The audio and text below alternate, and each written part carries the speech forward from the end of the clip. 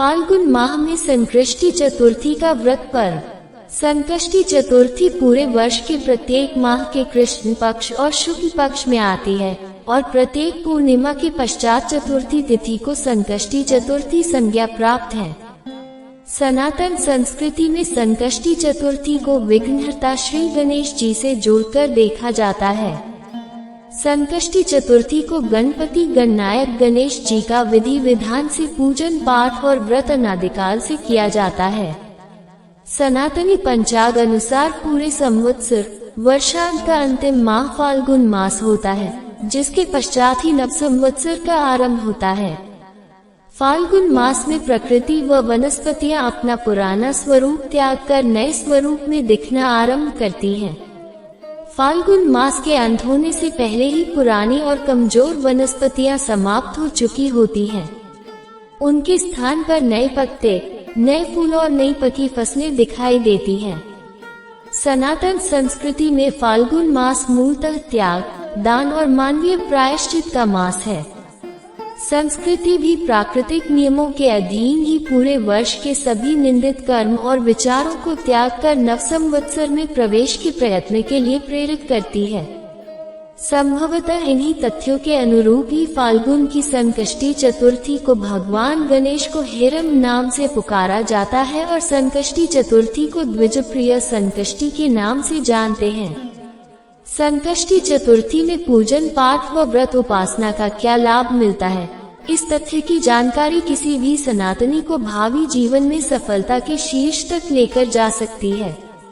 पूर्णिमा के पश्चात की चतुर्थी का सीधा संबंध मन से हो जाता है और अमावस्या तक पहुँचते पहुँचते मन की गति क्षीण अवस्था तक आ जाती है।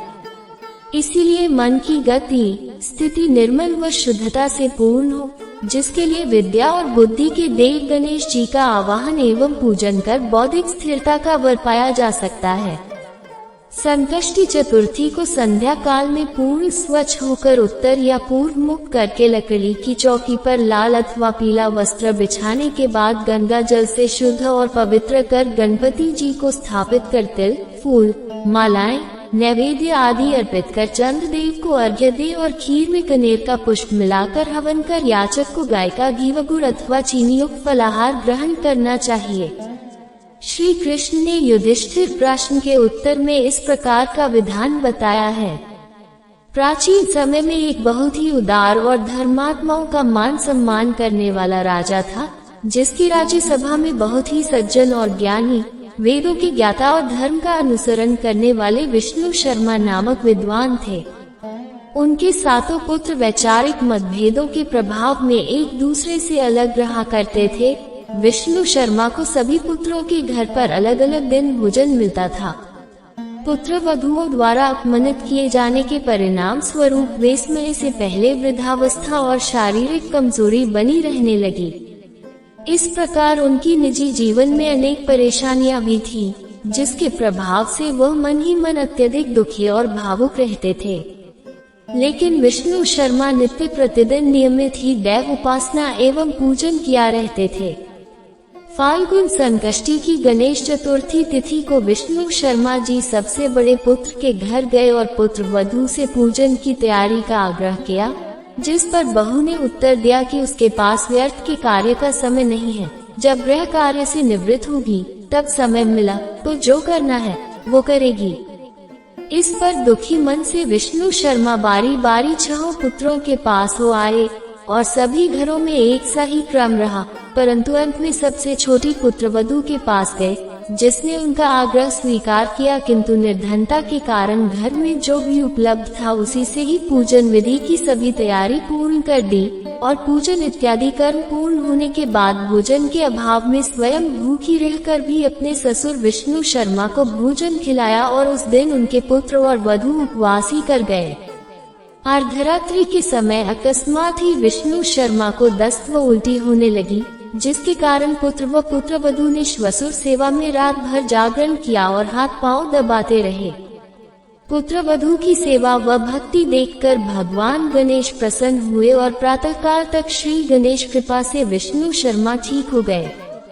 सुबह छोटी बहू ने श्वसुर जी को स्वस्थ देखने के बाद देखा कि घर में चारों ओर धन ही धन फैला हुआ है, जिसको देखकर वह भयभीत हो गई।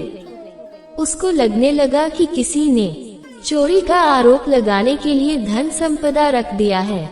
तब उसके श्वसुर जी बताया कि गणेश जी ने तेरी भक्ति से प्रसन्न होकर ये सब तुम्हें वरदान स्वरूप दिया है। छोटी बहू बोली कि यह सब आपकी कृपा से संभव हुआ है। यदि आप न आते तो फाल्गुन संकष्टी की गणेश चतुर्थी तिथि का पूजन न होता और न ही गणेश भगवान प्रसन्न होते। ये सब आपकी कृपा से हुआ है। ये बात बड़ी पुत्र वधू को पता लगी तो वह बहुत क्रोधित और बोलने लगी, इस बूढ़े ने जीवन की कमाई धन संपत्ति छोटी बहू को दे डाली है। तब विद्वान विष्णु शर्मा ने सारा वृतांत सभी पुत्रों और पुत्र वधुओं को बताया, जिससे उन्हें अपनी गलती का भान हो गया। सभी ने विष्णु शर्मा से क्षमा मांगी और नियमित रूप से प्रत्येक संकष्टी चतुर्थी को गणेश जी व्रत करना आरंभ किया, जिसके प्रताप से धन्य धान्य से सभी परिवार पूर्ण हुए और सभी पुत्रों की वैमनस्यता समाप्त होती गई और फिर सभी साथ भी रहने लग गए। इस वृतांत के उपरांत श्री कृष्ण ने युधिष्ठिर बताया कि यह कथा मात्र एक संदेश है, किंतु फाल्गुन संकष्टी चतुर्थी तिथि को गणेश जी की कृपा पूजन उपवास जप तप करके पाई जा सकती है और गणेश कृपा से मनोकामना पूर्ण भी होती है।